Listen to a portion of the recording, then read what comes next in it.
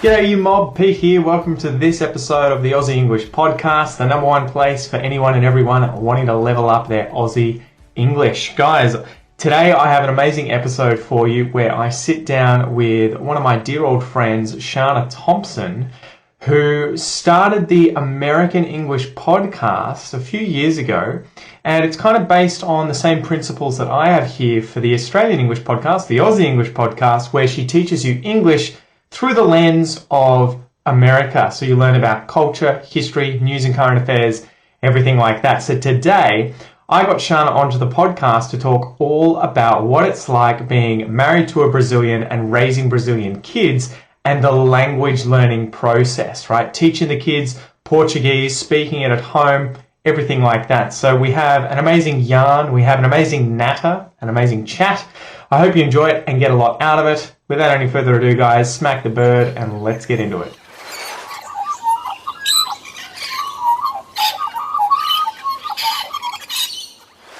G'day you mob, welcome to this episode of Aussie English. I have Shana here from the American English Podcast. Shana, welcome to the podcast. How are you going? Great. How are you doing? I'm good. Man, tell us a little bit about the American English Podcast and, you know, what you do, where people can find more about you before we get into today's content. Yeah. So the American English Podcast is very similar to the Australian English, it's the Aussie English Podcast. And at the same time, not at all, because it's not about Australia. So we do American culture, American English. I talk a lot about very fun things that I find interesting in the United States and about history and culture. And yeah, the podcast can be found on any podcast application, Spotify, Apple Podcasts, wherever. And the website is the AmericanEnglishPodcast.com. Yeah. We just did an episode about... Sorry. AmericanEnglishPodcast.com. American English, no the. Yes. Although I have that too. So we just did an episode on dream houses, which was really good fun, and that's going to be out on your podcast. And I got her on here as well. I got Shana on here because I'm like, you know, we need to do a tit for tat episode. We're going to do one for one. Today I thought it'd be really cool. Shana is kind of in the same predicament as I am when it comes to life in general. There are so many overlaps here, right? So we're both married to a Brazilian. We both have two children to a Brazilian, obviously. The children are about the same age. I think you've got 2.5 and 1. I've got 2.5 and almost 7 months. So I thought it'd be really cool to sort of talk about what it's been like in terms of, you know, marrying a Brazilian, cultural differences, and then having children with them and raising them with multiple languages at home. And both Shana and I speak Portuguese. So we're also constantly battling with trying to maintain / improve our language skills in and around the home in a relationship and with kids. And it's definitely easier said than done, right? So do you want to start by telling us the story of how you met your husband, Lucas? Oh my gosh, sure. Yeah, so years back before I gave birth to my daughter, Julia, so about 2.5 years ago, I was an English teacher online. So I taught regularly a lot of English classes over Skype and, you know, at a distance. And Lucas was one of my students, actually. So I met him in 2015. He took some classes with me and we sort of hit it off.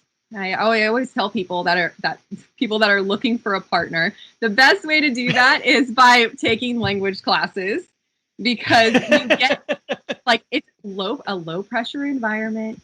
You get to have conversation about a variety of different topics, and you know, you hear about things that you would never hear in a regular conversation, like hearing about someone's life regrets, you know, to practice hypotheticals. You get to hear about we just talked about, like, dream houses. Like, I don't normally walk up to someone in a bar and say, like, "Ooh, what's your dream house?" Like, how creepy would that be, right? So we had a few really great conversations over Skype. He's a musician, and so he was kind enough to serenade me with his guitar over Skype, which is kind of funny. Was that his plan or was that your plan? No, that was, I maybe think a combination. But he ended up meeting up with me. I was doing the events for the Polyglot conference in New York City, and I was going to be there. And I said, you're in Brazil. New York City is not that far away. It's not that far away. Like, as in, like, he could go straight from Sao Paulo, the city he was in, and fly straight to New York City, and we would be in the same place. And so he like looked coming to Australia. Yeah. Yes, kind of far. But he ended up buying tickets, and we met up for the first time in New York City. And since then, it's been, everything went pretty fast. I'm sure with Kel, it was very similar, where you meet, and then the next thing you know, you're trying to figure out, how can we live in the same location? And then you figure out, like, okay, we can live in the same location. Okay, like, you get engaged really fast, you get married really fast, and the next thing you know, you're pregnant. Whoops.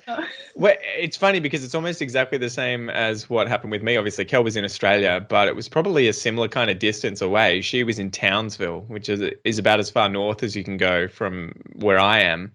I think it's 2,000, maybe 2,500 kilometers. And so, yeah, it was good in that we got to know one another for a very long time online by just having conversations, by talking to one another. And then when you actually finally meet, you already know, that's just the icing on the cake, right? It's the last thing to check off is, are we compatible physically and, everything else together when we're actually there? Because emotionally and everything, that's kind of all been shown. So yeah, it is, and it is really funny how much more of a sort of safe environment it is compared to something like dating online or Tinder or something, where the expectation's already there that you're there for romantic reasons. Whereas if you're just doing language classes, you can sort of get to know the person as a friend first, and then if anything else happens, it happens. So right. So can you just remind me, how did you and Kel meet?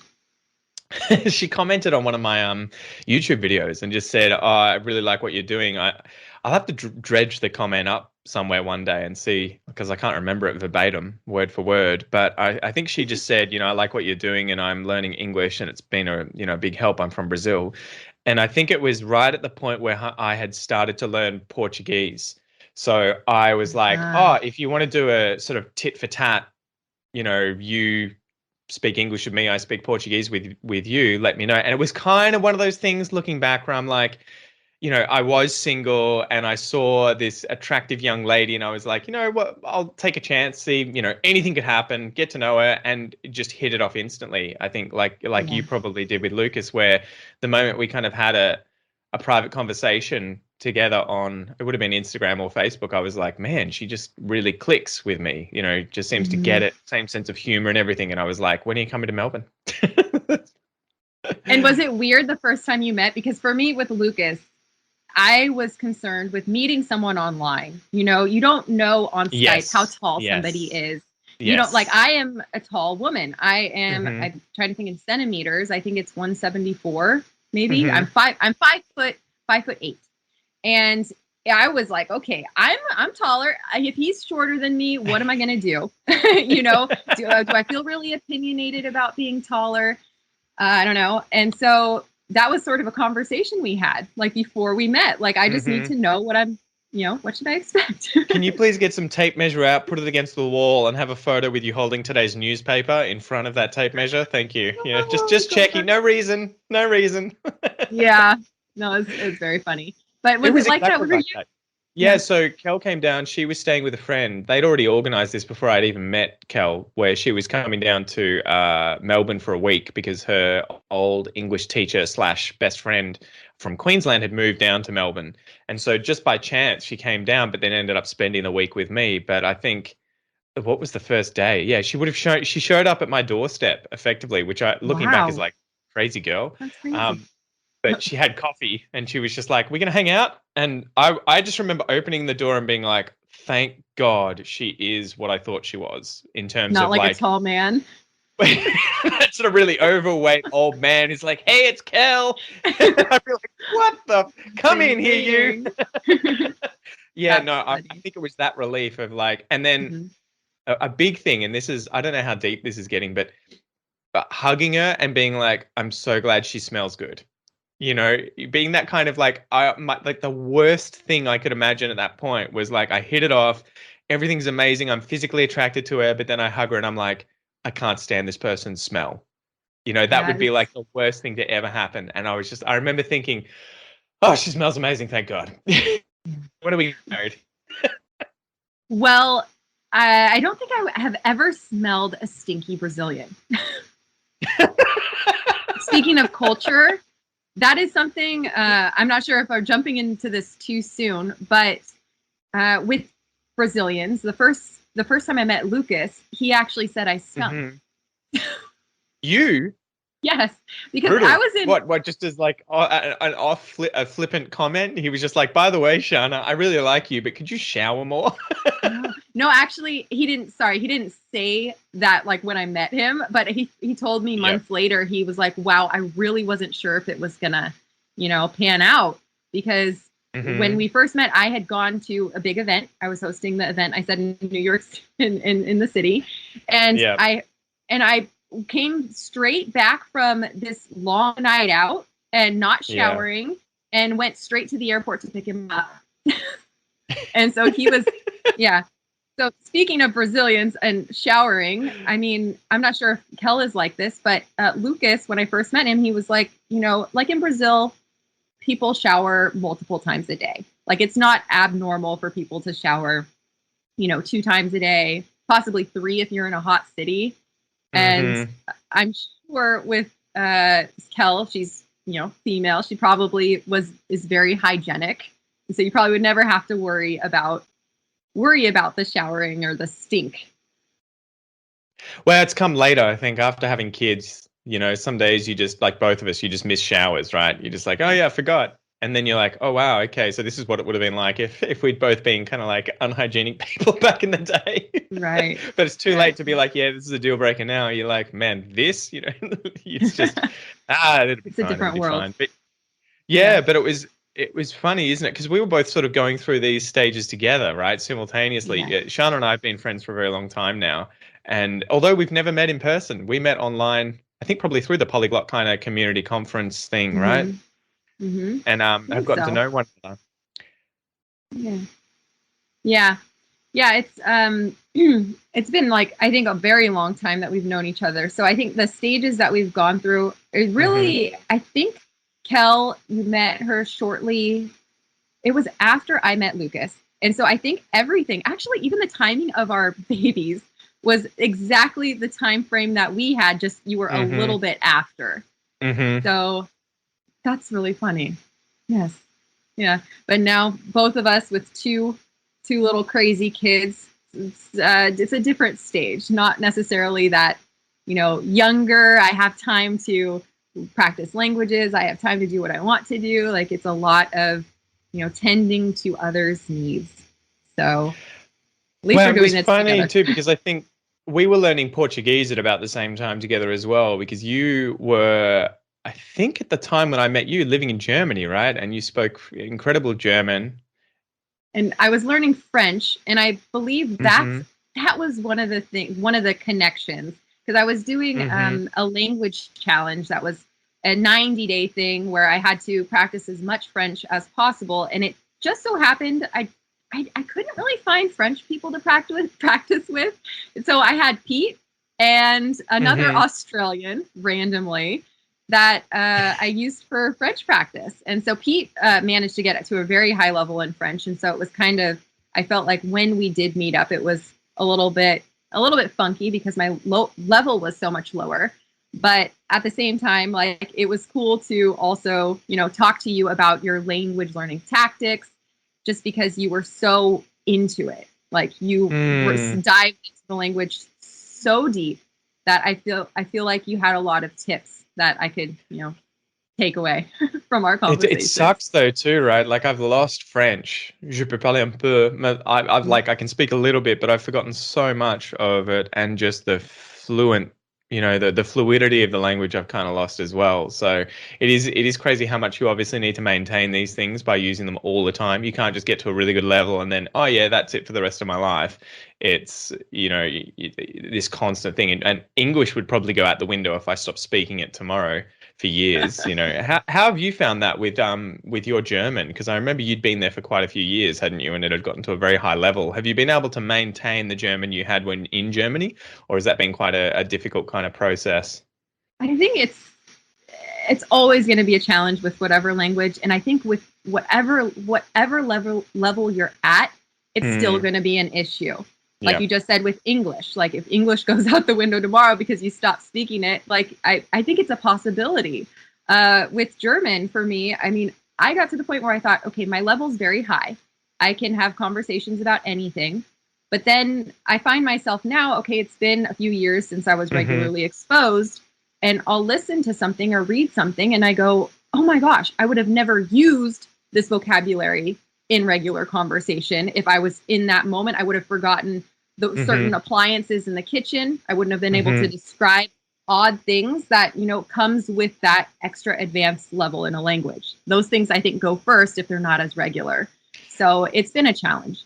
Well, you don't realize how much you have to be receiving, how much information you need to be receiving all the time for those words and that the vocab, the expressions to stay on the surface and be kind of like accessible when you want to speak. I found that with Portuguese, quite often I'll study certain vocab and then I'll forget it within weeks or months because I haven't been either reading or talking about those things, So it is really interesting how much you need to just be exposing yourself to as much content as possible all the time, even if you're not speaking, just so that it's effectively on the tip of your tongue, that you can pick those words and expressions out and use them, right? Yeah. And I imagine for English language learners, it would be those things that were a little bit challenging to learn. Like, I think phrasal verbs would probably be the first to go. It's like later, if you don't practice for a year and you try and, like I used in, I think it was my last one, pan out. Like, how would you know? Like, you wouldn't use that in a conversation regularly if it was going to be a risk to use it in a conversation. Then, I mean, of course, a year later, you're not going to remember it, So, and you know what's the worst? The worst is that your accent doesn't really get worse. And so if you try and get back into the language and speak it, quite often your fluency and language use is like gone through the floor. It's horrible, but the accent's really, really good still. And so people expect a much higher level of the language to come out of your mouth than it does. I've had that a few times with French where I try and speak to someone and they'll be like, oh, and then I'll be like, no, I can't. Like, I can say hello and I can, I'll understand what you're saying to me, but I can't produce it quickly enough to be able to respond. That's so funny. That's the joy of podcasts, I find, just because, I mean, there's so much limitation in life to, like, reading books. Like, how often can you sit down and read a book with kids? And when you have kids running around, how often can you, I mean, just any other exposure to English is going to be challenging. When you're listening to a podcast, okay, if you get a moment away, but like if you're even in the shower, you can turn it on while you're doing other activities. And and I find that just by listening to German or to French or, the languages I've learned, having that input really revitalizes some of the things that I've lost.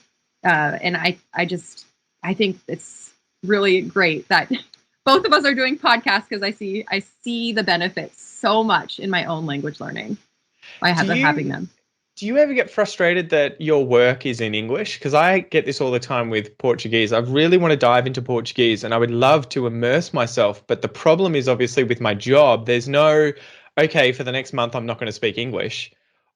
It's because if I was living, in Australia and married to a Brazilian with children that are half Brazilian, half Australian, if I had, imagine I didn't have to work. I could literally close myself off and only do Portuguese. I could read Portuguese. I could watch Portuguese TV. I could listen to Portuguese shows. I could speak to my wife and my kids in Portuguese all the time and sort of get into the zone and just be constantly immersed in it. But the fact that I have to constantly be creating content in English, it's kind of like always pulling me back out of the zone that I get into with Portuguese. Do you have that same kind of thing at home? Because I know that you speak Portuguese with your kids and your husband at home. Do you feel like you're constantly getting pulled back out of Portuguese immersion? Well, I think there's a few things here because you work more hours than I do per week, for sure. Like that is something that is like, I mean, you put a lot of hours into your podcast. You have so many episodes coming out on a regular basis.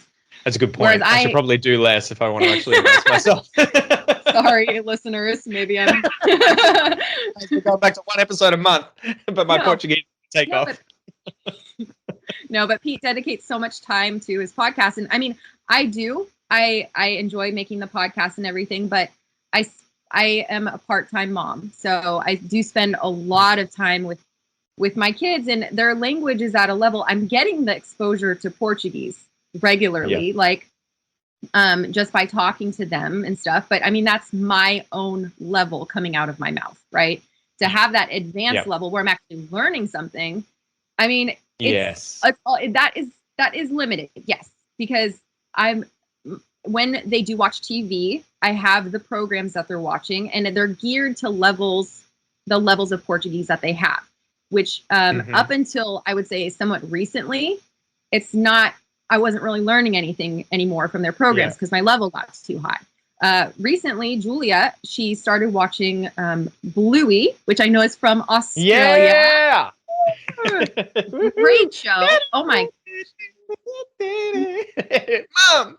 I love it. And the thing is, your kids are going to start speaking Portuguese and be using Aussie slang in there randomly. I don't think do they put Aussie slang in the Portuguese version? Yeah, there's been a whole bunch. Oh, in the Portuguese version, no. Oh, okay. Is it dubbed in Portuguese? Sorry, I thought you meant you were watching English. No. Wow. Oh, no. So we're doing that in Portuguese. And the thing that's lovely about that program is that each episode is short. Like I love having exposure to short little snippets, and it's and you also have like a specific topic. There's a lot of role play, and they're more creative. The vocabulary got a little bit more advanced than say Peppa Pig or like things like that. And so I watch it with her. Like for example, we have a specific time of the day where I go and I sit with her. And during the program, I'll actually comment on things and ask her questions about what's happening. And because we intentionally watch, like we'll watch the same episode multiple times. And I think a lot of parents who are maybe not used to foreign languages, they probably would be like, I don't want to watch this again. Yeah, exactly. My son, again, Noah. We've seen this 4 times. Jesus. Yeah, but you know what? For the language purpose, like I find not only for her is she getting that repetition of vocabulary, I do too. Like I watch the show and I go, okay, today we're talking about casamentos, like we're watching a wedding episode, and you have to know,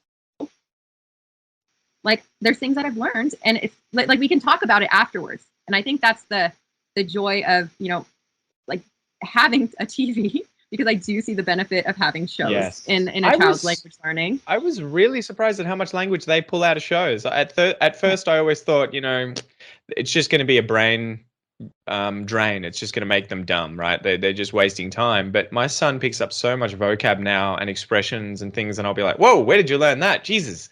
Like he'll just whip out backloader or backhoe, and I'll be like, oh my God, how do you know the word for that machine? I didn't even know that. And he's like, he's been watching Blippi. God damn it.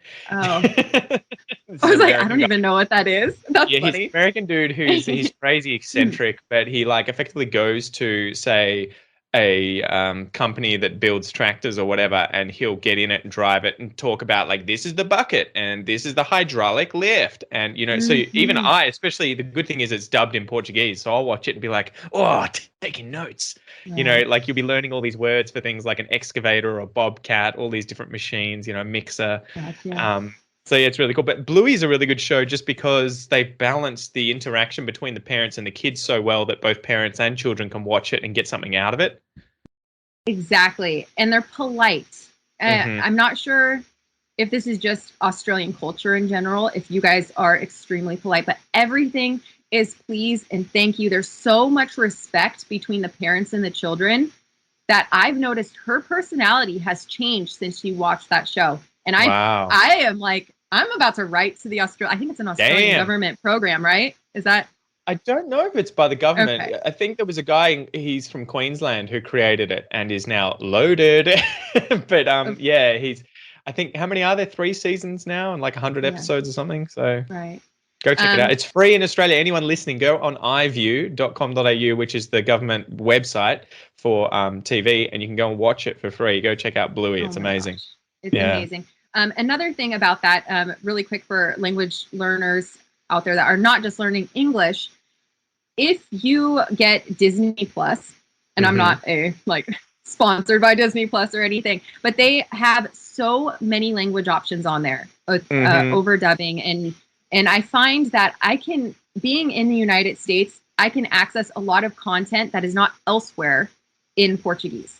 And so Brazilian Portuguese, they have a bunch of different other languages on there as well. So it's not just like subtitles or anything like a Netflix. I feel limited at times with language options, but they really put some effort in to making sure that people around the world can watch their content. How do you access Bluey in Portuguese, if I can ask? Disney Plus. Okay, wow, I'll have to check that out because that'd be amazing. That'd be two birds, one stone, right? If I could watch Bluey in Portuguese, although I think I would lose quite a bit of the Australianism. Probably, but they still have their churrascos. Like you guys have the Barbie. Barbies. Yeah, exactly. That'd be funny so, though to see how they translate some of these things because they'll have episodes about the loo, right, or the dunny, which is the toilet, the bathroom, and it'd be interesting to see how they translate that into Portuguese. Yeah. I mean, actually, that could be really good because if there are a lot of episodes that maybe, you'll see the Australian, aspects of the Australian culture, which he would actually use the vocabulary from that in real life because he lives in Australia. I mean, it seems very appropriate. And this was one of the funny things with stories coming out about Bluey in America in English. A lot of the kids are using slang terms from the show in America. So they'll call the toilet the dunny. And I'm like, we're finally getting you guys back. We're exporting our language and invading the US because for so long we've just been receiving all the US vocab and everything. Oh, I like that. I don't mind adding some new. I watch the British baking show and I feel like I'm using a lot of British terms now. Like I found myself saying chuffed recently. Oh, really? And I'm like, oh, chuffed. Like I've never said this in my life. And I think back to the positive moments of learning during my British shows. So yeah, I definitely can see how Australian English coming here would be a good thing. We can add to our vocabulary. It just mixes around, right? It'll be interesting. I wish I could live for another few hundred years to see how English is going to evolve globally because you're going to have so much more interconnectedness from everywhere. But how's it been? Obviously, you were learning Portuguese, I think, prior to meeting Lucas, your husband, or was it after that? No, I was learning Spanish. That's right, you were in Colombia. I was in Colombia, and then that got to a point, my Spanish got up to an intermediate, I would say lower intermediate Spanish. I lived in Spain for a year or two, shortly after college, and Portuguese really ate my Spanish. I talked to some I talked to some, I forget who it was, if it was Alex Rawlings, or one of the big polyglots out there that's very much on YouTube. And they were saying, if you don't get one language up to at least a C1 and then start another in the same language family at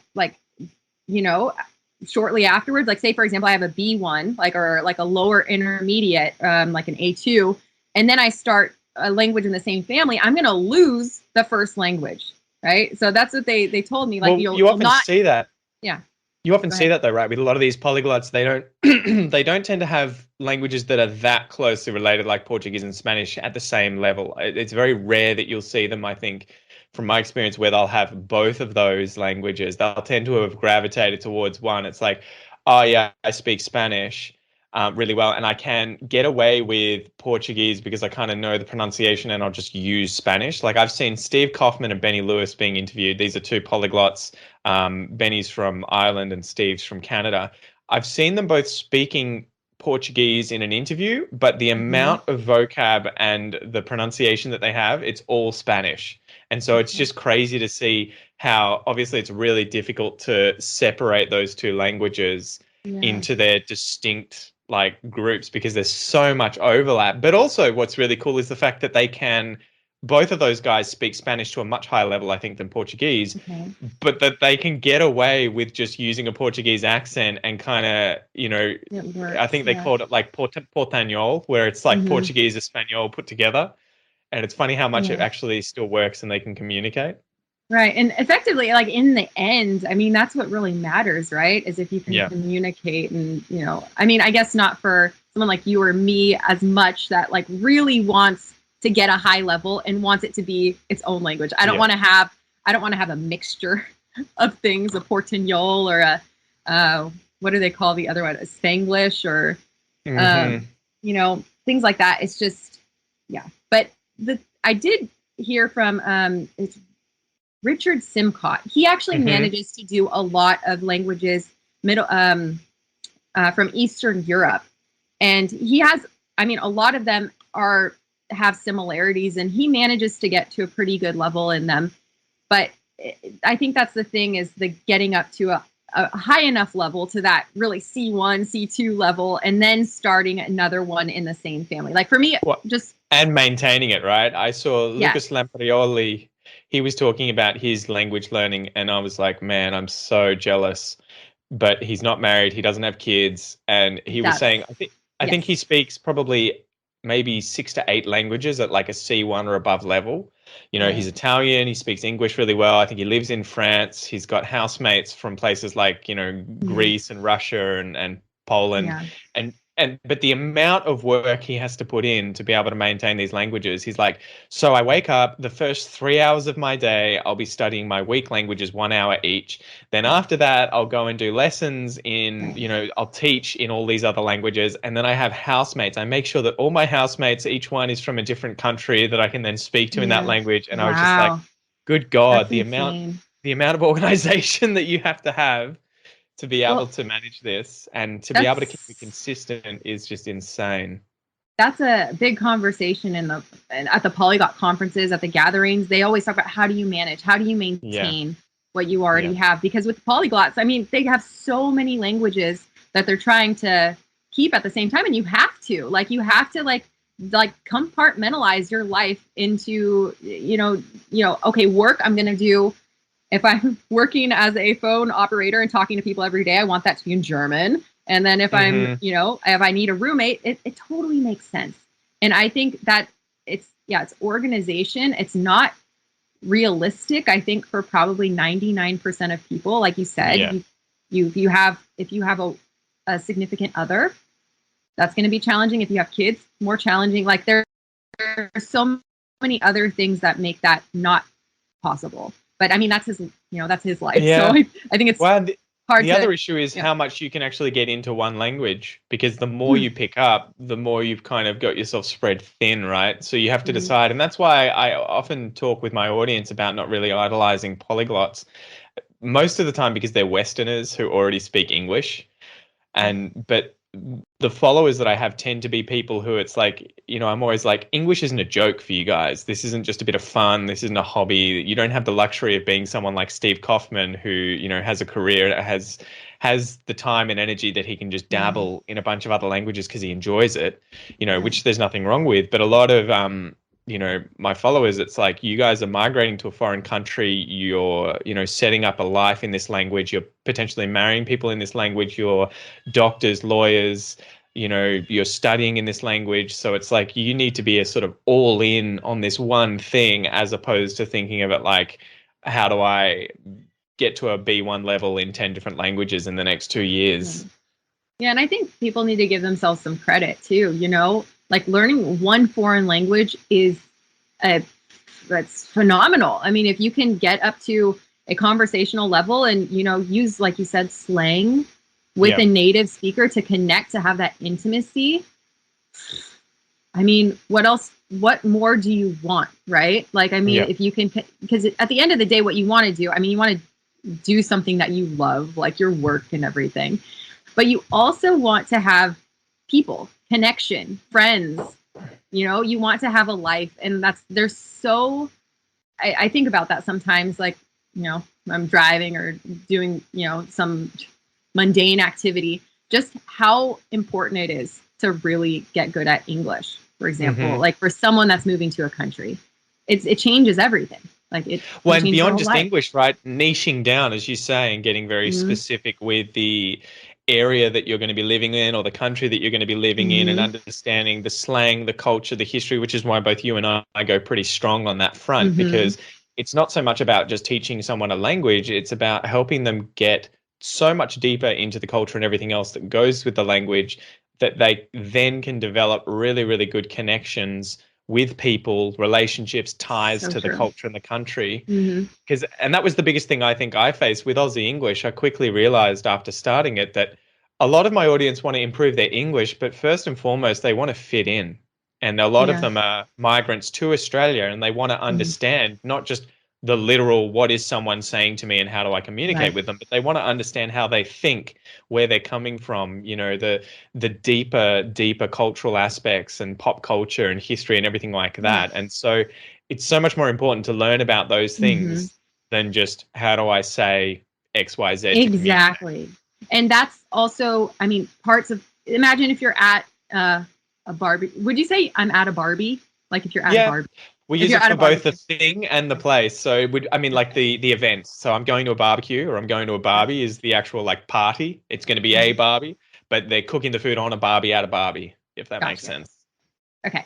So say you're at a Barbie, if you're at a barbecue and you're with a group of people and you know about, Australian, like some facts, cultural facts about Australian history and just culture in general.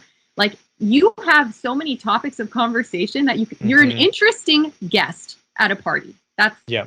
like such a valuable, I don't know, valuable thing to have, like to carry along with you when you're walking in a city, when you're going somewhere, because you can always spark up a conversation Exactly. somehow about something cultural.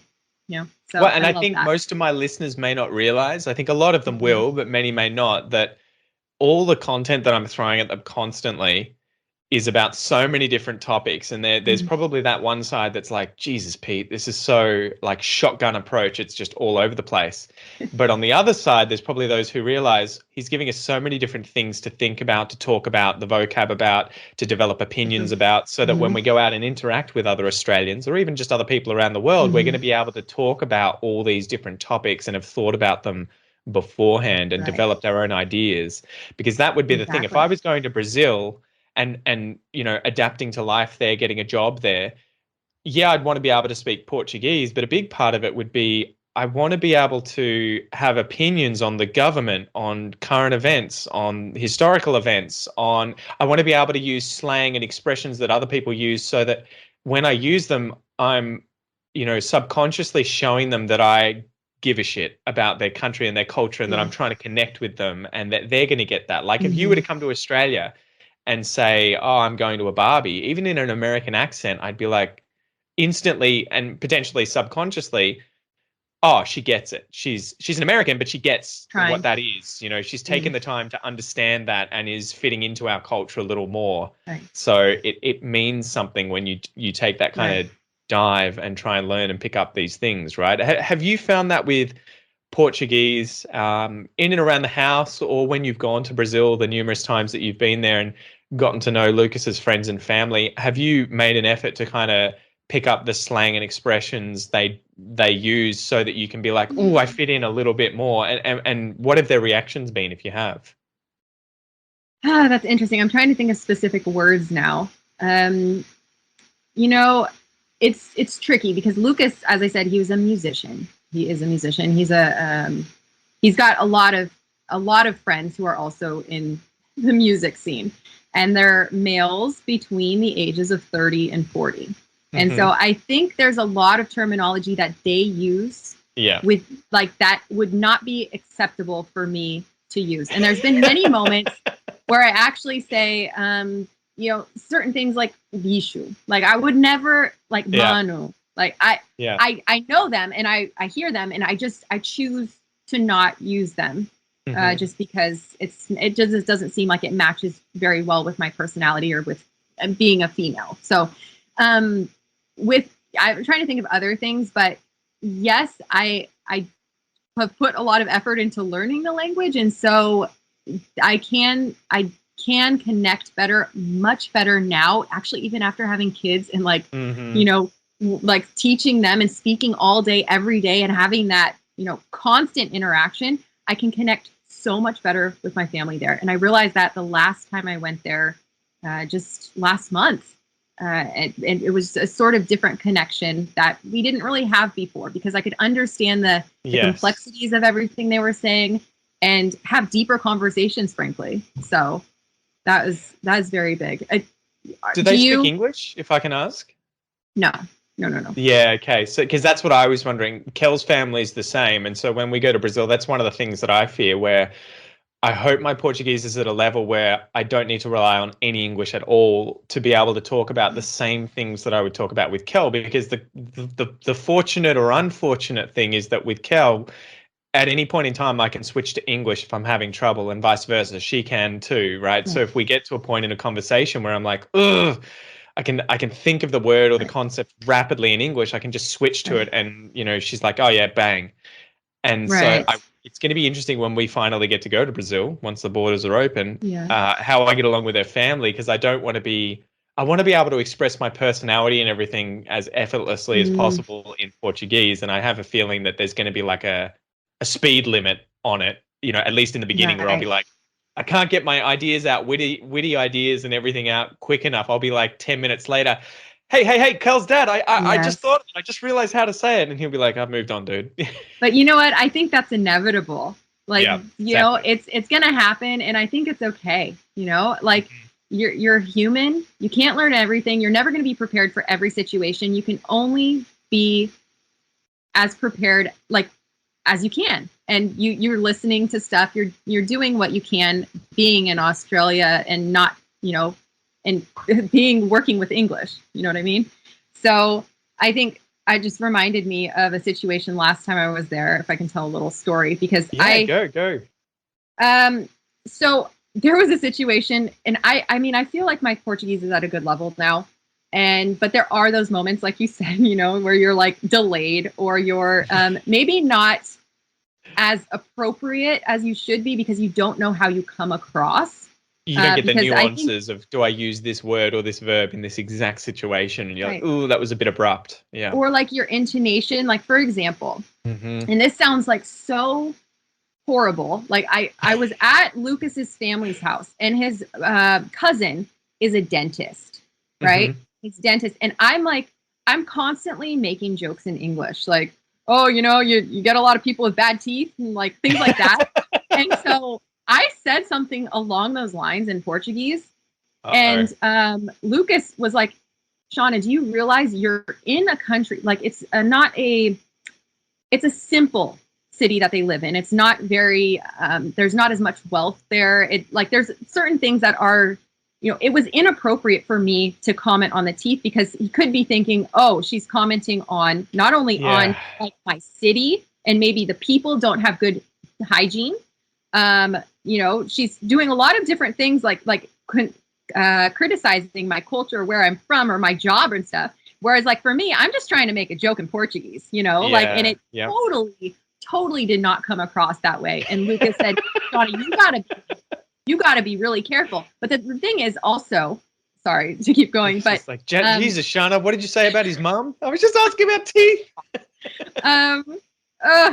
But no, it's another thing. Like if you think about it too much, it's even worse. Because later on, we were with Lucas's other group of friends, and I start speaking, and I'm like, okay, I don't really know which direction I'm going right now. Started a conversation with one of his friends, and he was like, waiting for me to finish. And then I started thinking, somehow the way that I started this thought process, it's going to be offensive somehow. Like, I don't know how to make this not offensive. And then so I sat there and I was like, oh, my Portuguese. Oh, how bad. Like, I just can't remember the words. And you resort to those sorts of things. But it was because I was also overthinking it. I probably could have just said it, and he probably wouldn't even have had a second thought. But I think you need to give people the ability to get offended first and foremost as their first reaction, and then give them the benefit of the doubt to realize, right? Because that happens all the time. I get people saying, am I allowed to use this slang in this situation? And I'm like, just do it. You're a foreigner. First and foremost, people are going to realize that you're not there trying to intentionally offend someone if you call them a Sheila. Yes. Even though if I were to do that, people would be like, get the fuck out of here, man. Like, you call me a Sheila, I don't because even know what that is. it's a woman effectively, but it's like a Okay. very, it's like bloke and Sheila, but Sheila is, for some reason, it'd be like me coming up to you and saying, what's up, woman? Oh, You'd be like, okay. whoa, Jesus, like, Yes. whoa, that, like, it almost has this kind of like sexual, that's not sexual, sexist bent to it. So Okay. you're kind I of like see. looking down on her because she's a Right. Sheila. It's a very common word in Australia. Very blokey blokes from like rural and regional areas will use it. And but you can't kind of get away as a, say, a city slicker kind of guy like me just calling someone a Sheila. They'd be like, I see. go fuck yourself, Pete. Right. But I'm Yes. always telling my listeners and everything that they're gonna get that you're trying to use Australian slang. If someone intentionally decides they're gonna get offended and have a go at you, it's like they're just assholes. That they're Yeah. not giving you the benefit of the doubt, where they Right. should understand that you're not trying to be offensive, you're not trying to be a horrible person. So it is one of those interesting things. You just have to embrace those moments and the discomfort and get used to Mm-hmm. you have to practice those things. Kids have to practice those things, right? Like before they Mm-hmm. learn to swear, they don't know when and how they're allowed to swear. They will use the wrong word at the wrong time, and you have to pull them up and say, "Yeah, you can't call, grandma a bitch. You Yeah. can't do that. It's not okay. Did that You can't call her." happen? No. But I'm just as an example. It's like, is this bitch gonna give me some pickies? I'm imagining Noah calling your mom a bitch. Oh, who knows? No. It may happen No. someday. You never Man. know. Maybe. Yeah. No, But but it is interesting. You have to embrace those things. And I think this ties in, sorry to interrupt, but yeah. it No, go ties ahead. in with confidence. If you can get out of your own head and kind of just embrace those moments and be like, look, uncomfortable stuff's going to happen, situations and miscommunications are going to arise, but instead of assuming people are always going to think the worst and get angry at me, I'm going to assume that they're going to be able to understand that that's not my intention. I'm trying to have a Right. conversation that's, if I'm not intentionally trying to offend someone, hopefully they can work that out when I'm Yeah. talking to them. Yeah. Yeah, it's true. It's the overthinking is the devil in language Hmm. learning. It's the worst. Actually, in just regular life in general, when you're in a conversation with a group, if you're overthinking what people are saying and stuff, you when you read into things, I mean, you Yes. start to like people less. You become a less enjoyable person. You're not really connecting with people the way you should be. So, Well, I've found that I'm uh, almost always wrong too. So I'll be there and I'll be like, that bastard, he said this. And I'm like, I bet he hates me. I bet he thinks I'm an idiot. And then you'll dig into it, and be like, talk to your friend and be like, did he think this? Is this what he meant in this situation? And they'll be like, oh, no, you just meant this thing. And you'll be like, why did I just assume the worst? I always assume the worst, yeah. so yeah, try and give yourself a break and give other people a break as well, right? Yeah, totally. Totally. So that's always gotta remind yourself. Yep. So how's it been raising your kids in a bilingual family where you, by the sounds of it, are speaking Portuguese most of the time at home? But obviously they're living in America. Their relatives nearby are Americans who speak English. TV's English. So I think you said your daughter Julie is going to creche daycare now. Hmm. Um, so how has that been navigating bilingualism with your kids? So it's funny. I didn't learn anything about teaching kids two languages before starting. All I knew is that in my community where I live in California, there are a lot of Mexicans who are raised bilingual.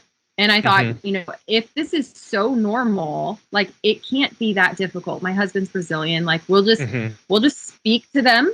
We'll speak to both girls in Portuguese. And so we will not speak English to them at all from the very, very beginning.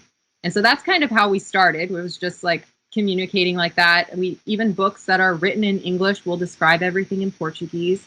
Hmm. And Do you over avoid time, reading the books in English? I don't we don't have any English with them. Like Okay, so their if the book's communication in with us. English, you'll describe it in Portuguese, but you won't actually read the Exactly. book. I will never read. Yeah. And honestly, I am thrilled with the way that Julia speaks Portuguese. Like Hmm. I couldn't have asked for a better level for her, especially at her age. Her vocabulary is great, and her English is it's actually behind Portuguese because I started comparing today. She uses at 2.5. She uses all past tense really well. She Hmm. uses She conjugates everything correctly. Sometimes when she doesn't conjugate correctly, but mostly all the conjugation is right. She doesn't mix the languages. And I think actually it's because we had her the majority of the time. We are very fortunate to have spent so much time with her during the first 2 years. She didn't start daycare until recently, and her language level was already established, like very much so like when she sees us, it's Portuguese. There's no English at all. And so that's I think crazy, because it's sort of been the opposite for us, where both are mixed in now. And I think it happened pretty quickly because Noah understands everything in Portuguese, but he'll quite often speak to Kel and I in a mix. And then with other people who speak English. And I think a big part of it is that we sent him to daycare from about a year and a half onwards. So he's been there for about a year now. And he just, within the first few weeks, his English took over, like his Portuguese, because he was just doing, so much time, 8 hours a day, 3 days a week in English, but also seeing other children speaking English. I think that had a huge effect on him subconsciously or consciously deciding that he'll use this as the base. And so it'll be interesting to see how Julia goes with daycare now, and whether or not she sees other children speaking English most of the time. And even though she speaks Portuguese the majority of the time at home, if she then is like, what would you say, identifies more with kids her age and then decides subconsciously or consciously to switch languages? It's something that we've been thinking about, because I think that a friend of mine who is also, there are two Brazilians that live in LA. They say they actually have two kids the same age as well, and they sent to their child, their son, to daycare very early, and he has a really hard time with Portuguese. They're both Brazilian, and they both tried to speak to him in Portuguese, but once the English took over, they can't really switch back. He's not communicating that way, and they said it's just within that first 2 years, it's like it was established. Like he can't, like there's no situation where he's going to walk up to his parents and start speaking in Portuguese. It's just not going to happen. I think you have to push it. That's the hard part, and that's the thing that you have to keep doing, is that you have to keep giving them a reason to want to use Portuguese, or to at least recognize that it exists. So at the moment, I'm doing a lot of games with Noah where we'll be translating from one language to the other.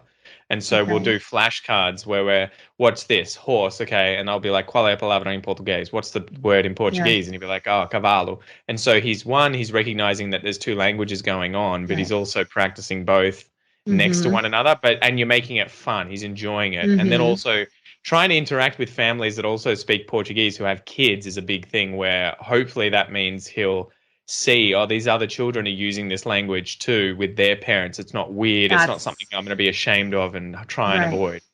That was the thing I was getting to. It's like that couple told me the language they play in is the language they're going to speak. And I thought, like, gosh, okay, I wonder if at a certain period of time she's going to say, my parents are speaking Portuguese. Why are my parents speaking this strange language to me? And none of the kids are speaking it. So I think you've got a point. Like having other kids every now and then somehow around them that are speaking the language, so they see other people their age doing it, I think would be enormously helpful. Like, I think that's the key thing that listeners should be taking away from this, if they're trying to maintain their foreign language at home with their kids and they're worried that English is going to take over. Obviously, English is going to become the dominant language because you're in an English-speaking country and they're going to be spending the majority of their time once they're at school in this language. But you have to give them reasons to enjoy their native language or their parents' native language by showing them that, one, it can be fun, but also that it's useful in that other people speak this language and other people your age. So try and go to social events on a regular basis with other people from that country or who speak that language, and then make a point of using it. Right. And I think that being a language teacher and being so involved with languages, you would know that's the right thing to do. Yeah. And I think, for example, my poor friends from LA, I think they're going to struggle a lot with this. Like, I know they went to Brazil just recently, and I have a feeling it's going to be hard to not see your kid connect as well with friends and family. And I just think that would be heartbreaking, especially if you are connected to your country. You're connected to your language. You want to see your kids connect with their grandparents. And so I definitely, yeah, think if there's a community somehow connecting, I don't know actually if it's possible to do online. It's probably not fun to do something like meet other kids online. I don't know. But yeah, if there's a community available, shoot. Yeah. Well, I think definitely especially if you're in a big city somewhere, right? Like you're in Sacramento in California, I'm close by to Geelong and Melbourne. Whatever language you speak, there's almost certainly diaspora here or a group of people. I think, like there are groups that I know of Persian speakers, Iranians who catch up in Melbourne. There's dozens of them. There's loads and loads. And I would never have thought there's a whole Persian community that get together to practice Persian and to get their kids to hang out and everything. And they're like, well, we just made it happen, right? So and if you look up and find that there is nothing there, be the first family to organize something, right? If these Brazilian friends of yours in Sacramento, it's kind of like start a Facebook group or, just get online and find a way of creating a meetup thing where even if it's just once a month for a weekend day that you create a picnic in a park somewhere and that anyone who wants to come and either speaks Portuguese or is learning Portuguese and has a family can come and just hang out. Even if you speak both Portuguese and English, just make it about, getting together and you hit all your bases. You get to meet people, create connections, practice your languages, all these things. Yes, exactly that. Yeah. So I hope by saying that, like the story about my friends about the first 2 years, about sending them to school early, because I mean, that's the case with a lot of people, right? They have to send their kid to daycare, and the daycare, they're going to be exposed to, like for us, both English, right? There is hope. Even if they're playing with other kids, there's other things that you can do to expose them. And so I hope I just didn't make it sound as if there was no hope for them, because they if you push, there always is. There's always. Well, and I think that's the thing too, right? It requires work, so it's not going to take care of itself. You unfortunately or fortunately, you got to take the next steps to kind of give them activities in these languages and interact with them and watch TV shows in these languages and read books in these languages and give them a reason to make it enjoyable and fun, and they will search for it and try and then you just need to encourage it. Yeah. There's also another thing for parents out there that are people that are planning on having kids. I think it's really cool. Like both Pete and I are not native Portuguese speakers. This is a foreign language for us.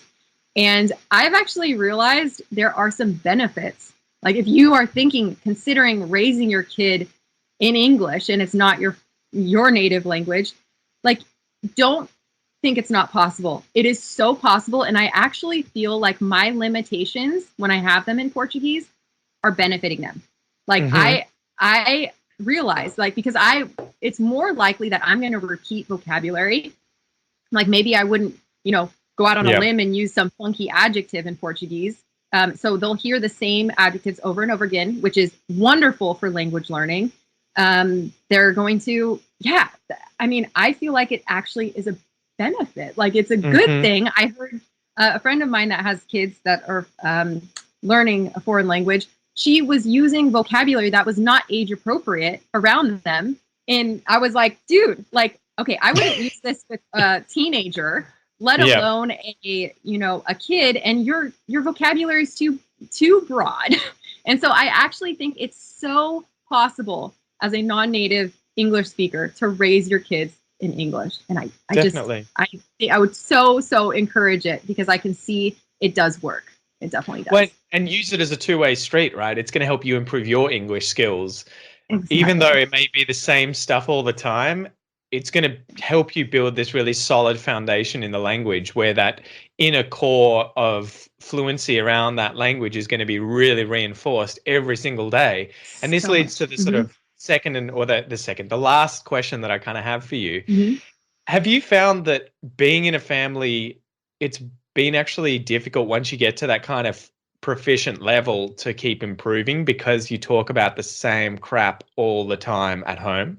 Because I find that it's always sorry, I've got a bit of a dry throat at the moment.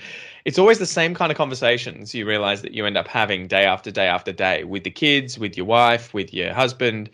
And so it's been difficult for me. I've had to go above and beyond to try and keep improving my Portuguese in terms of vocab and expression usage and everything like that, because it ends up being the same thing. But by the same token, I realize how strong my base now is in Portuguese, where I am really, really good at using the sort of, most common 5,000 words and verbs and everything like that, because it's just every single day, it's the same stuff. It's the same stuff. So there's kind of a good and a bad. Have you noticed that as well? And how have you kind of tried to keep improving your Portuguese?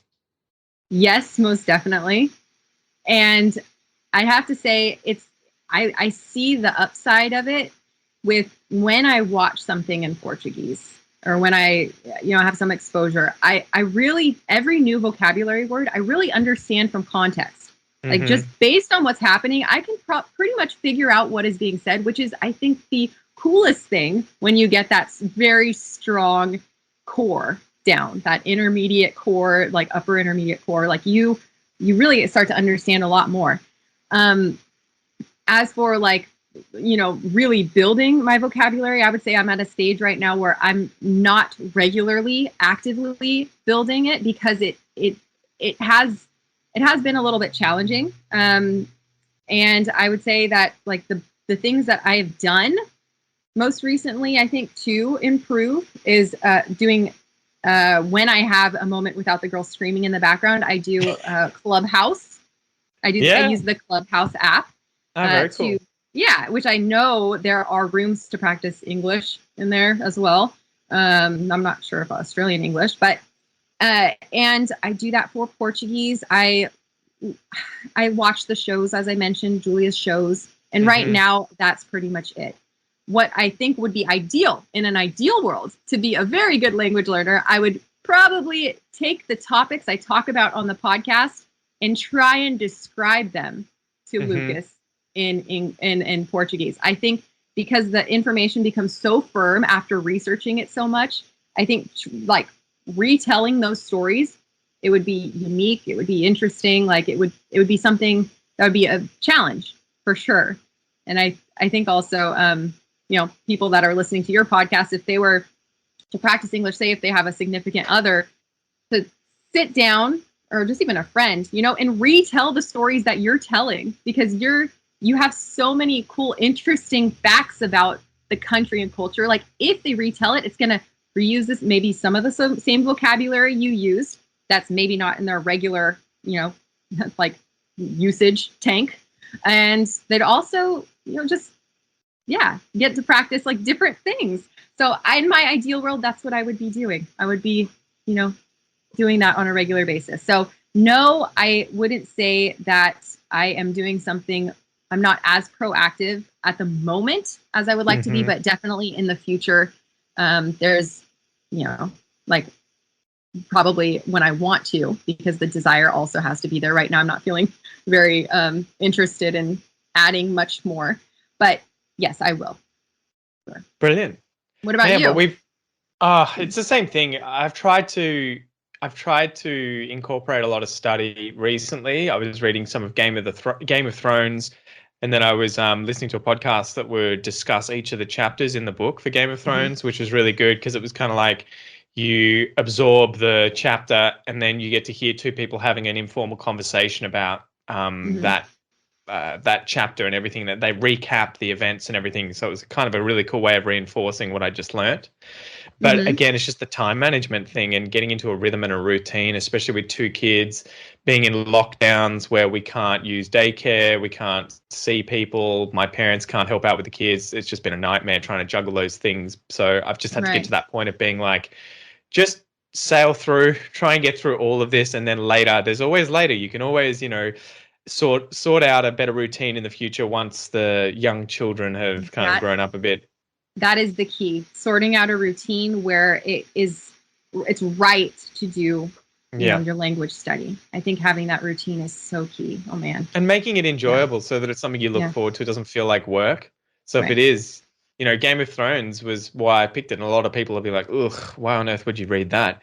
And it's one of those things where I just enjoy it. And so I was like, well, I might as well just follow this, because ultimately what matters is not the content that you're specifically consuming. what matters is that it's at a challenging level, but also that you're enjoying it and wanting to go and do it on a regular basis, Right. so that there's as little resistance between you and the work and the exposure to the language as possible. So if that means, watching vampire movies or listening to a book about physics or engineering, go do it. But just keep getting that, access to the language. So true. So true. Yeah, I like Game of Thrones too. So I know. we have that in Pretty common.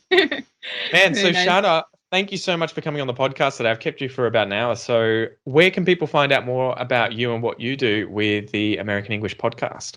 Yeah, you can go to americanenglishpodcast.com or just check out the podcast. Yeah, it's on all podcast applications. So Spotify is where most of my listeners go to.